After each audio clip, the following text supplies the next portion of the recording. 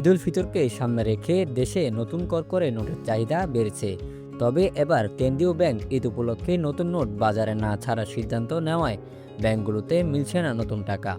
কিন্তু এরই মধ্যে নগরীর সড়ক ও ফুটপাতে জমে উঠেছে নতুন টাকার বেচাকেনা।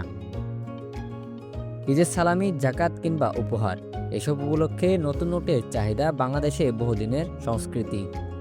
বিশেষ করে শিশু কিশোরদের কাছে ঈদের করে নোটের আলাদা আকর্ষণ রয়েছে।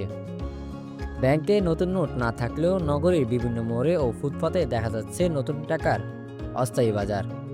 ৫, ১০, ২০, ৫০ ও ১০০ টাকার নতুন নোটের স্তূপ সাজিয়ে বসেছেন বিক্রেতারা। অতিরিক্ত টাকা দিলেই গ্রাহকদের হাতে তুলে দেওয়া হচ্ছে নতুন নোট।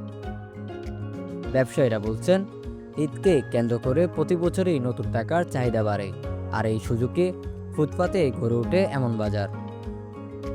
তবে বিশ্বের অন্য কোনো দেশে এভাবে নতুন টাকার বিক্রির প্রচলন না থাকলেও বাংলাদেশে এটি অনেক পুরনো একটি রেওয়াজ। কেউ কেউ এটিকে দেশের একটি ঐতিহ্য বলেও মনে করেন। ব্যাংকে নতুন নোট না থাকলেও ফুটপাতে এই বাজারে থেকেই অনেকেই সংগ্রহ করছেন ঈদের সালামি, করে টাকা। বিক্রেতাদের মতে এসব নোটই হাজারো শিশু কিশোরদের ঈদের আনন্দকে আরও বাড়িয়ে দেয়। Desk news, PAB ৭১ TV.